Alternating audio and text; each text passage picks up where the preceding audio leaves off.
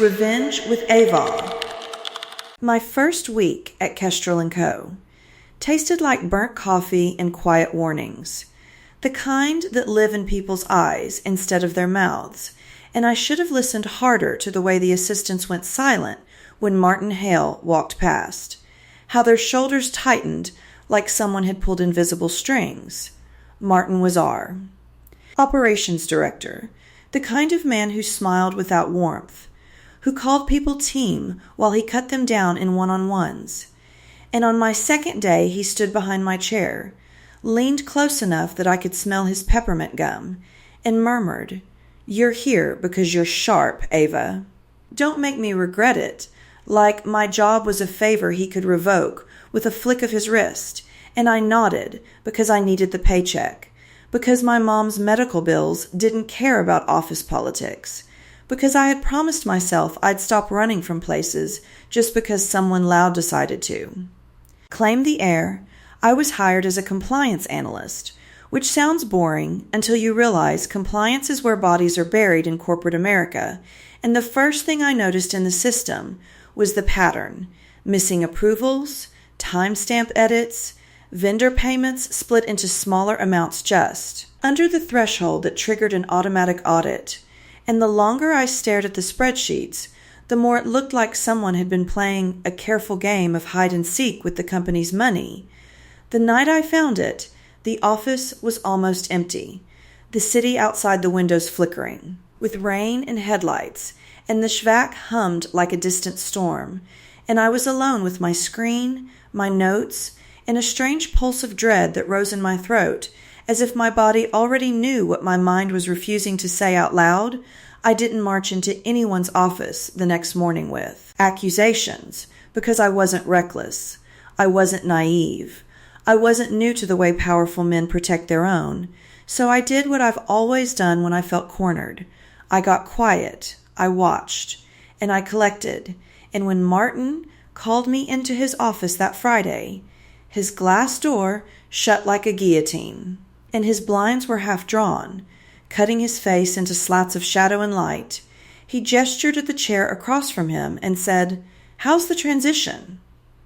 But his tone didn't match the words. It was the tone of someone checking the locks after hearing a noise downstairs. I smiled politely and said everything was going well, and he nodded like he didn't believe me, then tapped a folder on his desk, and that folder contained my URSUM, printed, marked up with highlighter like my history was his property now, and he said, "You're ambitious." I like that. But ambition needs guidance. People who move too fast trip over things, and he held my gaze as if daring me to blink first, and I felt something cold settle in my spine because I realized he wasn't just talking about career growth. He was talking about control. After that, the small things started. The access I needed to run. Reports suddenly required approvals that took days. My meeting invites accidentally lost recipients. My requests met with smiley face emails that said looping in Martin for visibility.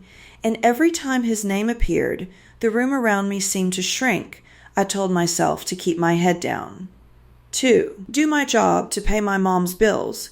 But the more Martin tightened the net, the more sure I became that the money trail I'd seen wasn't a coincidence. And on a Tuesday afternoon, when I went to the printer and found a stack of invoices left behind, I noticed the vendor name, Silverline Consulting, repeated again and again, each invoice just under $20,000, each one approved by the same initials, MH. And maybe it was fate, or maybe it was the universe deciding I'd had enough. But my hand moved before my fear could stop it, and I slipped those pages into my folder like they were nothing, like paper didn't have the power to burn lives down. That night, I sat on my couch with my laptop open and my mother asleep in the next room, her breathing soft and uneven, and I pulled up the vendor registry, cross-checked addresses, and found that Silverline Consulting was registered to a P.O. box 2 towns over, and the phone number listed was a prepaid line, and the CEO named on the paperwork had a name so generic it felt fake, and when I searched it, nothing came up, no LinkedIn, no business license history, no digital footprints at all. And that's when the dread turned into certainty. Because real companies, even small ones, leave crumbs, and this company was a ghost. The next day, I went into work with my hair pinned back, my blazer buttoned, and my face steady, because I knew I was stepping into a room full of mirrors where the wrong angle could make you look guilty, and I started building my own file. Not just screenshots and invoices, but timestamps, access logs, email headers, approval chains, everything that could stand up in an investigation if someone decided to turn the knife toward me. I stored copies on an encrypted drive. I emailed summaries to an account Martin didn't know about, and I kept a handwritten notebook, because sometimes the simplest things survive the longest. And while I did that, I watched Martin with new eyes, watched how he laughed too loudly at the CEO's jokes, how he interrupted women more than men, how he always positioned himself near the door in meetings like he needed to be able to leave first, how he treated fear like a resource too. Harvest then, one afternoon, Human Resources called me in, and I walked into a small room that smelled like air freshener and faint panic, and across the table sat a woman named Denise with a tight smile and a folder that looked heavier than it should have been, and she said, "Ava, we need to talk about a concern that's been raised." And my stomach dropped because I knew the moment those words left her mouth that Martin had struck first. Denise slid papers across the table, complaints about me overstepping, accessing restricted financial files, creating discomfort on the team, and in black and white, there it was, an accusation that I had mishandled confidential data, that I had violated compliance protocols, that I had potentially exposed the company to risk, and I could almost hear Martin's voice behind the words, smooth and righteous, painting me as the problem. While he hid his hands behind his back, I didn't react the way they expected. I didn't cry. I didn't shout. I didn't beg, because I've learned that some people feed on your panic like it's oxygen. So I breathed slowly and said, "Can you show me the specific incident?" And Denise looked surprised, like she'd been prepared for a breakdown, not a lawyer's question. And she pointed to a time and date and file name, and I nodded, and I said, "That file is within my job scope. My role requires that access. Here's my ticket approval," and I pulled out my printed email chain where my manager had granted me permission 3 days earlier, and Denise's eyes flickered as if a crack had appeared in the story she'd been handed. She said, "Well," Martin said, and I leaned forward and kept my voice calm. "And?" I said, "I understand what Martin said. I'm asking what the evidence shows," and the room went very still, because corporate rooms are only quiet when someone has said something dangerous. Denise promised to review, and I walked out, my heels clicking against the hallway floor like a countdown. And when I reached my desk, Martin was standing there with his hands in his pockets, smiling like a man who'd just watched a trap snap shut. And he said softly, "HR can be such a headache, huh? Don't worry. If you keep your head down, this will blow over." And the way he said keep your head down made my skin crawl, because it wasn't advice. It was a threat wrapped in kindness. That night, I didn't sleep. I sat at my kitchen table with the lamp on, the windows black with winter, and I wrote a timeline of everything that had happened since the day I found the anomalies, and I realized something that made my chest tighten. Martin wasn't afraid of what I knew, not yet, because he believed he could crush me before I ever got close enough to matter. And that meant my evidence had to go somewhere he couldn't reach, somewhere that didn't answer to him. At Kestrel & Co., there was an internal audit team, technically independent, reporting directly to the board's audit committee, and they were rumored to be ruthless, the kind of people who didn't care who you were if the numbers didn't add up, and I'd avoided them, because I was new and I didn't want to look like a troublemaker, but trouble had found me anyway, and I was done being polite about it. The next morning, I requested a process clarification meeting with internal audit, using neutral language, no accusations, just enough to get in the door, and when I walked into their office suite, it felt different from the rest of the building, quieter, colder, like the air itself didn't tolerate lies, and the director, a sharp-eyed man named Victor Ramos, shook my hand and asked, "What can we help you with?" And for a second I thought about my mother sleeping with her pill organizer by her bed, about my rent, about how easy it would be to let this go and survive, and then I thought about Martin's smile outside HR, about the way he tried to turn compliance into a weapon against me, and something inside me hardened like steel cooling. I didn't dump everything on the table all at once. I started with one thread, one vendor, one pattern, and I said, I noticed repeat payments to a vendor that appears to be structured below approval thresholds. I want to confirm if this aligns with policy, and Victor's face didn't change, but his eyes sharpened, and he said, "Do you have documentation?" And I slid a sanitized packet across the desk, invoice copies, approval trails, public vendor registration info, and my own notes, everything careful, everything clean. And he took it without expression, then asked who approved these. And I didn't say Martin's name like a dramatic reveal. I simply said the approvals trace back to operations leadership. And Victor nodded slowly like he'd just heard the first note of a song he recognized. He said, "Leave this with us." And when I walked out, my hands were shaking in a way. They hadn't been in HR, because HR was theater, but audit was real, and real consequences were now in motion. For 3 days, nothing happened on the surface, but the building felt different, like a storm rolling in that only I could smell. And Martin's behavior shifted. He stopped smiling, stopped pretending, and started hovering, dropping by my desk more often, asking about my workload, offering help that felt like a hand closing around my throat. And on Thursday, he called me into a conference room and shut the door, and the fluorescent lights overhead made his eyes look pale and flat. And he said, "You've been talking to people," and I kept my face blank and said, "I talk to people every day. It's a workplace." And he leaned forward, palms on the table, voice low, and he said, "Let me be clear, Ava. If you're trying to make a name for yourself by stirring up problems, you'll end up unemployed. And in this market, good luck." And then he smiled again, but this time it was the smile of a man, showing teeth. I should have felt fear, and I did, but underneath it was something else. Anger so clean, it felt like clarity, because he had just confirmed everything.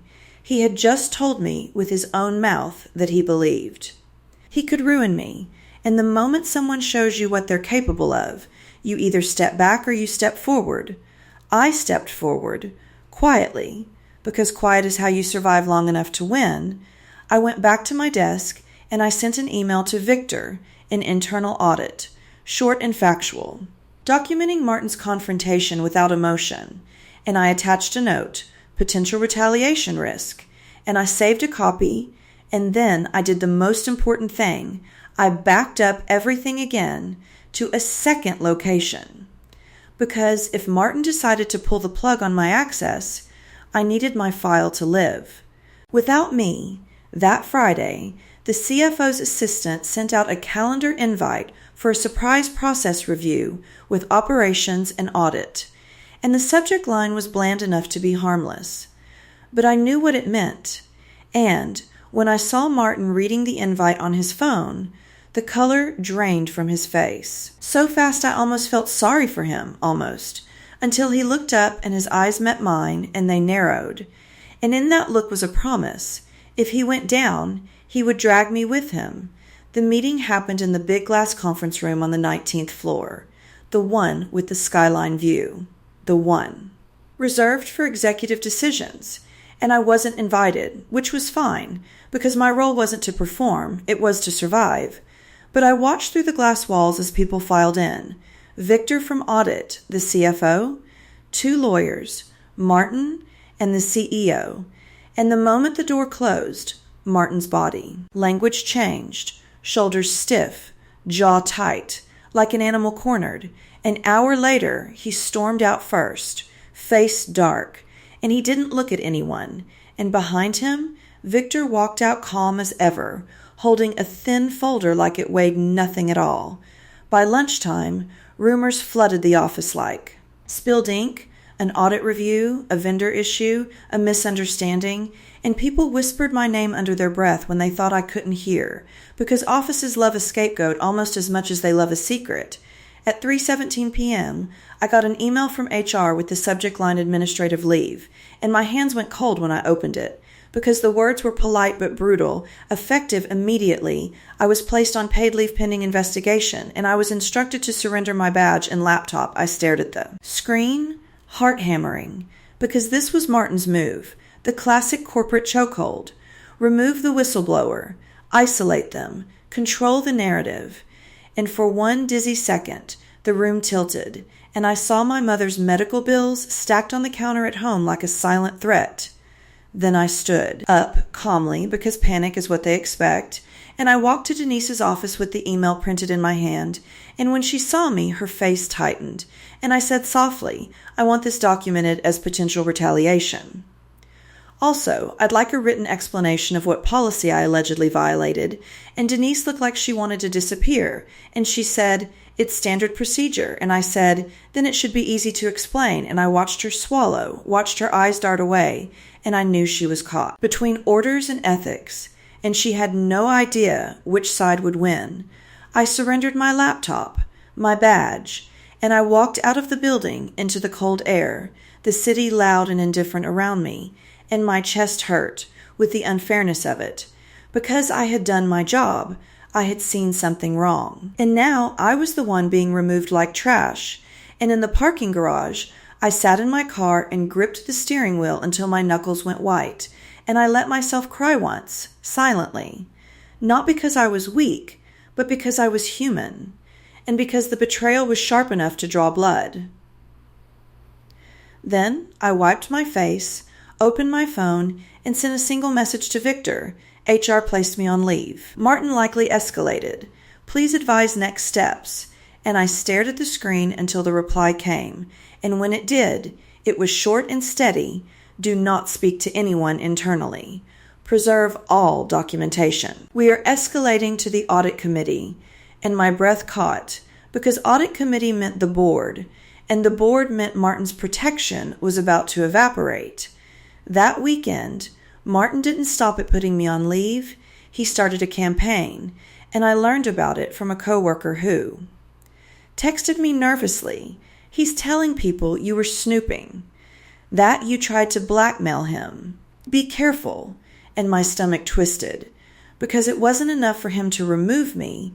He needed to destroy my credibility, so that even if the truth surfaced, no one would trust it. And that's when I understood the real cost of standing up to someone like Martin. He doesn't just fight to win. He fights to make sure you never stand again. On Sunday night, I sat in my kitchen with my files spread out like a war map. And my mother watched me from the doorway, her robe pulled tight around her, her eyes tired but gentle, and she said, Honey, what's happening? And I wanted to lie, to protect her, but the truth had already wrapped itself around my life, and I said quietly, I found something at work, and someone is trying to blame me for it. And my mother stepped closer, took my hands, and said, Then you tell the truth. Even if your voice shakes, and it hit me then, how much of my life had been shaped by fear? Fear of losing jobs, fear of being judged, fear of being alone, and how tired I was of living like that. Monday morning, I received a call from a number I didn't recognize, and when I answered, a calm woman introduced herself as legal counsel for the board's audit committee, and she said, Ava, we understand you raised concerns about vendor payments. We'd like to speak with you today. And my throat tightened, but my voice stayed steady as I said yes, and within an hour I was on a secure video call, explaining everything, how I found the pattern, how HR confronted me, how Martin threatened me, how I was placed on leave right after audits. Meeting, and as I spoke, I watched the lawyer's expression remain neutral. But I noticed the way she took notes faster when I mentioned retaliation, the way she paused when I said structured payments under threshold. And when I finished, she said, "Do you have supporting documentation?" And I said, "Yes." And I uploaded my file to the secure link she provided, every page a piece of truth that couldn't be shouted down in a hallway. When the call ended, I stared at my reflection in the dark laptop screen, my face pale, my eyes ringed with sleeplessness, and I felt something. Unfamiliar, relief, not because the danger was over, but because the truth was no longer trapped inside me alone. It was now in the hands of people who had the power to act. That afternoon, Victor called, and for the first time, his voice carried something like gravity, and he said, "Ava, I can't share details, but I can tell you this. You were right to come to us." And my heart pounded, and I whispered, "Is it Martin?" And Victor exhaled slowly and said, "It's bigger than one person." But yes, his approvals are central, and my stomach dropped, because bigger than one person meant a network, a machine, and Martin was just one gear, and I realized I had stepped into something deeper than petty office politics, something that had likely been running for years. That night, I lay in bed and listened to my mother's faint cough through the wall, and I thought about how people like Martin don't just steal money, they steal futures. They steal promotions from honest employees. They steal trust from teams. They steal peace from anyone who dares to question them. And I made myself a promise in the darkness. If they tried to bury me, they would learn that I wasn't dirt, I was the seed. By Wednesday, the company issued a vague internal memo about vendor review processes, and Martin wasn't in any meetings, and his assistant stopped answering calls, and the air in the office, according to the coworker texting me updates, was electric with fear, because everyone sensed a shakeup coming, and no one knew whose head would be on the block.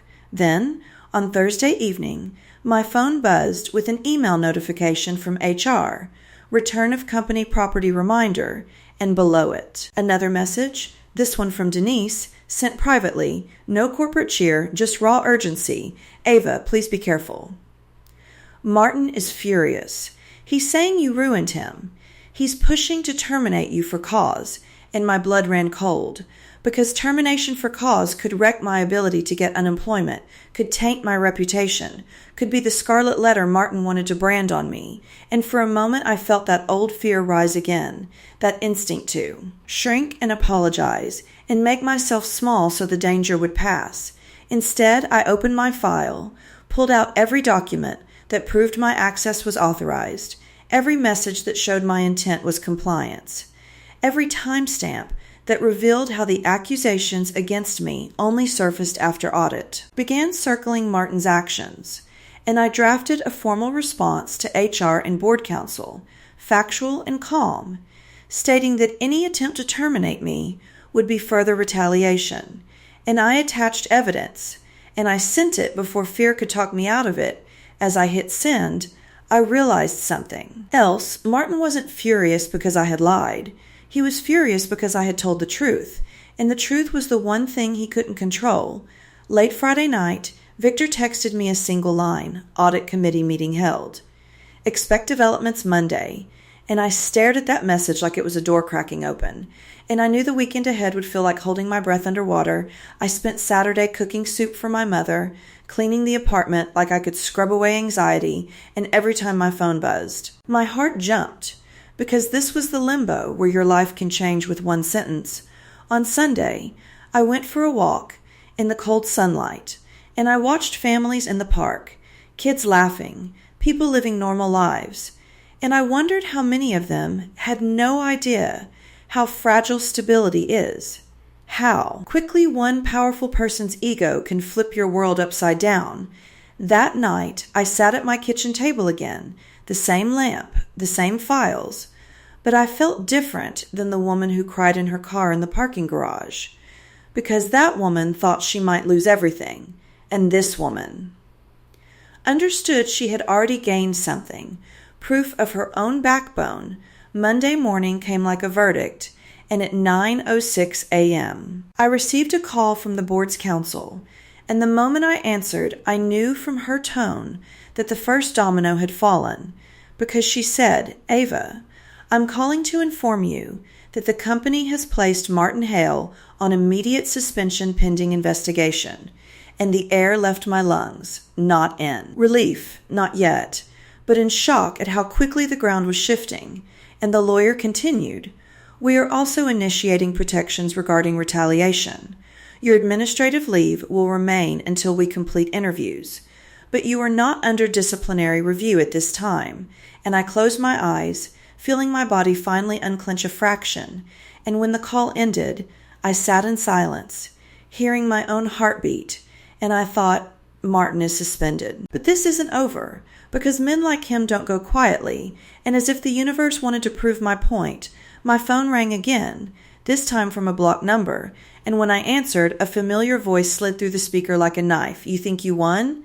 And my stomach turned to ice, because Martin was calling me from somewhere, and his voice wasn't smooth anymore. It was raw, cracked with rage, and he said, "You don't know what you just started," and I held the phone away for a second, breathing, then brought it back and said, very calmly, "Do not contact me again. Any further communication will be reported." And he laughed, a short, bitter sound, and said, "Report it. See if anyone believes you." And then the line went dead, and I stared at the black screen. My reflection ghosted on it, and I realized this was now personal for him. And personal for someone like Martin meant dangerous. I didn't let that fear paralyze me. I documented the call.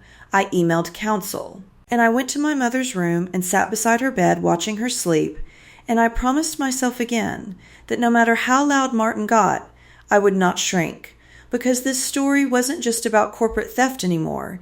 It was about a woman refusing to be sacrificed to protect a man's image. And the second I understood that, I understood something else too. My revenge wouldn't be messy or loud or illegal. It would be clean. It would be official. It would be the kind of revenge that makes a man watch his own lies play on a screen in front of the people who used to applaud him. And as the sun went down that evening, turning my kitchen window into a dark mirror, I whispered to myself, "Karma doesn't miss," and I opened my laptop, ready for the next move, because part one wasn't the end of my fight, it was the beginning of his fall. When the investigation moved into full gear, time stopped behaving like time and turned into a series of waiting rooms, muted phone calls, and carefully worded emails that felt like they were written to protect everyone except the person telling the truth. And I learned very quickly that justice inside a corporation doesn't arrive with sirens or speeches. It arrives quietly, wrapped in legal language, while the accused still walk around convinced they can bend the outcome if they apply enough pressure. Martin tried exactly that, even while suspended, because power doesn't vanish thee. Moment someone takes away your badge, it lingers in relationships, favors owed, and fear you've already planted in others, and within days I started hearing about him through back channels. How he was telling people I was unstable, that I'd fabricated evidence to save my own skin, that I was emotional, that favorite word men like him use when facts don't cooperate, and it would have crushed me once. It almost did, because there's a special kind of isolation that comes from knowing your name is being passed around rooms you're not allowed into, twisted into something ugly. But I reminded myself that this was exactly why I documented everything, exactly why I'd gone to audit instead of playing hero in the hallway. The board's counsel scheduled my formal interview on Wednesday, and I dressed like I was going to court, because in many ways I was, and I sat at my kitchen table with my laptop camera on, hands folded, posture straight, answering questions that came fast and sharp. How did I access the files? Why did I focus on that vendor? Did anyone influence me? Did I discuss this with coworkers? Did I stand to gain personally? And each question felt like a needle, probing for weakness, But I stayed steady. Because the truth doesn't need decoration, it just needs room. And when they asked about Martin's threat in the conference room, I quoted him word for word, and I watched the lawyer's pen pause mid-sentence, and I knew that mattered after the interview. I felt hollowed out, like I'd poured my insides into a system that might still decide I was expendable.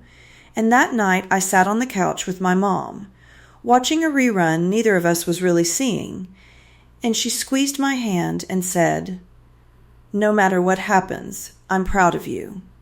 And I swallowed hard, because that was the only verdict I truly needed to hear. By Friday, the company announced Martin was officially terminated for cause, and the email was bland and bloodless. No mention of fraud, no apology, just a reminder about ethics and reporting channels. And for a moment I felt cheated, because his name wasn't dragged through the mud the way mine had been, because people would speculate but never know the full truth. And then I realized that this was how corporations protect themselves. Not justice, not closure, just containment. And Martin's real punishment wouldn't be the email. It would be what came next, when his reputation stopped opening doors. That same afternoon, the board's counsel called again and told me the investigation had confirmed the vendor scheme, that Silverline Consulting was a shell used to siphon funds, and that law enforcement had been notified. And my chest tightened at the word law enforcement, because now the stakes had shifted from corporate consequences to criminal ones. And I wondered if Martin's call from the blocked number was the first crack in a man who could finally see the bottom of the cliff the company offered. Me my job back, same title, same pay, framed as a gesture of goodwill, and I surprised myself by not answering right away, because something in me had changed. Something that couldn't unsee how easily they'd put me on leave to protect themselves, how quickly they'd let rumors grow while they investigated, and I asked for time to consider, which stunned them, because they assumed I'd be grateful just to be let back in the building. Over the weekend, Martin's name surfaced in the news. Not the details, just enough. Former executive under investigation for financial misconduct. And my phone lit up with messages from coworkers who suddenly remembered my existence, who said things like, "I always knew something was off, and you were brave." And I read them with a strange calm, because validation that arrives after the danger passes always feels a little cheap, and the only thing that truly mattered was that I hadn't folded when it counted. Then, on Sunday night, I received an email that made my hands shake again, not with fear this time, but with something closer to disbelief. It was from Martin's wife, a woman I'd never met. And the subject line simply read, "Please, and." I hesitated before opening it, because I knew this was another threshold, another moment where the story could turn, and when I read her words, my chest ached in a way I hadn't expected. Because she wasn't angry, she wasn't accusatory, she was desperate, asking me to reconsider cooperating further, saying Martin had made mistakes, but didn't deserve to have his life destroyed, mentioning their kids, their mortgage, their future, and I stared at the screen for a long time, because this was the human collateral damage of telling the truth, the part no one warns you about. And for a second, guilt tried to worm its way in, whispering that maybe I'd gone too far. Then I remembered the way Martin had smiled when HR accused me, the way he'd threatened my livelihood without a second thought, the way he'd called me after his suspension to try and intimidate me, and I understood something. Painfully clear, Martin had never worried about destroying my life, so it wasn't my responsibility to protect his from the consequences of his own choices. I didn't reply to his wife, not out of cruelty, but because this was no longer something I could fix with compassion. It was a line I couldn't cross without betraying myself. The following week, I met with an external investigator appointed by the board, and this time the questions felt different. less about testing me and more about mapping the damage, because they'd uncovered additional vendors, additional approvals, a pattern that suggested Martin hadn't acted alone, and that word again, alone, hung in the air, because it meant there were others watching this unfold, others calculating whether I was a threat to them too. That's when subtle pressure started again, quieter this time, more insidious, emails from former colleagues asking what I'd told investigators, LinkedIn messages from people just checking in, and one late evening, a car idling too long outside my building, its headlights washing over my living room wall until I turned off the lights and sat in the dark, heart racing, reminding myself not to. Let paranoia replace reason, but also not to ignore my instincts, because instincts are often the first alarm we silence. I reported everything, even the things that made me feel silly, because part of winning this kind of fight is refusing to decide for yourself what matters and letting the record speak instead. The company came back with an improved offer, raise, expanded role, public recognition as someone who upheld company values, and I laughed out loud when I read it, not because it was insulting, but because it revealed exactly how they saw this. As a PR problem they could solve with money and praise, and I realized I didn't want to be their redemption story. I wanted my own. I declined, professionally, and informed them I would be resigning once my leave concluded, and the silence that followed felt like shock, like they couldn't compute a woman choosing integrity over security when they assumed fear would keep me compliant. News of Martin's arrest broke quietly, early one morning, and I sat at my kitchen table with coffee going cold in my hands, reading the headline again and again, not because I felt triumphant, but because I felt something closer to closure, the kind that doesn't celebrate, it just exhales. Because the truth had finally landed somewhere solid. Later that day, Victor called one last time and said, "You changed things here," and I thanked him, because he had been one of the few who listened when listening still carried risk. And when the call ended, I packed my notebook, my drives, my quiet proof of a war I never asked to fight, and I looked around my apartment, the place where so much fear had lived over the past months, and I realized it was time to move forward, not just from the company, but from the version of myself that believed survival required silence. As I closed that chapter, I knew the final reckoning wasn't just Martin's downfall, it was my transformation. Because revenge isn't always about watching someone else fall. Sometimes it's about standing so firmly in your truth that the ground shifts beneath everyone who thought you'd bend. And I carried that understanding with me into whatever came next, ready for the final chapter, where consequences would finish rippling outward, and my life would finally begin to feel like it belonged to me again. The strangest thing about the end of a long fight is that it doesn't arrive with fireworks, it arrives with space. And after I resigned from Kestrel & Co., space was exactly what flooded my life. Quiet mornings without dread, afternoons where my phone didn't feel like a ticking device, nights where I slept without replaying conversations in my head, and yet even in that calm, the ripples of what I'd started kept moving outward. Because Martin's arrest wasn't the end of his story. It was the beginning of everything he tried so hard to avoid. The investigation widened, and through court filings and whispers that made their way back to me, I learned how deep the scheme had gone, how many signatures had been forged or coerced, how many executives had looked the other way because the numbers still worked, and I realized with a chill that if I hadn't noticed that pattern, if I'd convinced myself it wasn't my problem, the machine would have kept running, quietly draining money and trust from everyone beneath it. Prosecutors reached out to me for a formal statement, and when I walked into that federal building, the echo of my footsteps in the hallway sounded louder than they should have, because this wasn't just a corporate dispute anymore.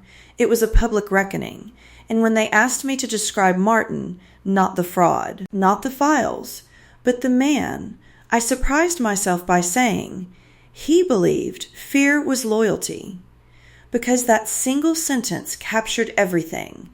The way he ruled, the way he smiled, the way he tried to crush me when I refused to play along. Testifying was exhausting in a way that sleep couldn't fix, because reliving the details meant reopening wounds I'd just begun to close. But it also brought clarity, because each time I told the story, it felt less like something that had happened to me and more like something I had survived. Martin's lawyer tried to paint me as opportunistic, suggested I'd exaggerated threats, implied I'd been looking for leverage to advance my career, and there was a moment sitting there under fluorescent lights when anger burned so hot I thought it might crack my composure. But then I looked straight ahead and answered calmly, because anger was what they expected from a woman they wanted to discredit, and steadiness was my quiet rebellion. Outside the courtroom, reporters gathered like birds sensing a storm, and when one of them shouted my name and asked if I felt vindicated, I paused, because vindication implies satisfaction, and what I felt was something deeper and heavier, and I said, I feel relieved that the truth is documented, and walked away, because I didn't want my life reduced to a headline or my pain turned into a soundbite. Martin pled not guilty at first, clinging to the illusion that he could outmaneuver consequences, the way he always had, but evidence has a way of tightening around lies. And when additional emails surfaced, when another executive cut a deal, when bank records lined up too cleanly to deny, his posture changed, his arrogance deflated, and eventually, quietly, he accepted a plea agreement that would send him to prison and bar him from holding an executive role again. And when I read that final update, I sat very still, expecting to feel victorious, and instead I felt empty. Because revenge in real life doesn't always feel like triumph. Sometimes it feels like gravity finally reasserting itself after a long imbalance. The hardest part wasn't watching Martin fall. It was watching how many people pretended they'd always been on the right side once it was safe to say so. Former colleagues reaching out to apologize for not speaking up. Executives praising my courage in tones that suggested they wanted absolution more than accountability. And I learned something important then. Something I carry with me now. Apologies offered after the risk has passed are often more about the speaker than the harm done. I took a new job months later at a smaller firm that valued transparency because it couldn't afford not to, and during my interview, I told them exactly why I'd left my last company, not as a warning, but as a boundary, and when they listened without flinching, I knew I was in the right place, because safety isn't the absence of conflict, it's the presence of integrity. My mother's health stabilized, slowly, and one evening as we sat at the kitchen table, she said, "You seem lighter," and I realized she was right, because the weight I'd been carrying wasn't just fear, it was the constant pressure to make myself smaller so others could feel bigger. And I'd finally set that weight down. Occasionally, I still receive messages from strangers who somehow know my story, people who say they're facing something similar, that there's a Martin in their office, a system telling them to stay quiet, and I always tell them the same thing. Not everyone can. Fight, not everyone should, because safety matters. But if you do choose to speak, do it smart, do it documented, and don't confuse silence with peace, because silence is often just fear in disguise.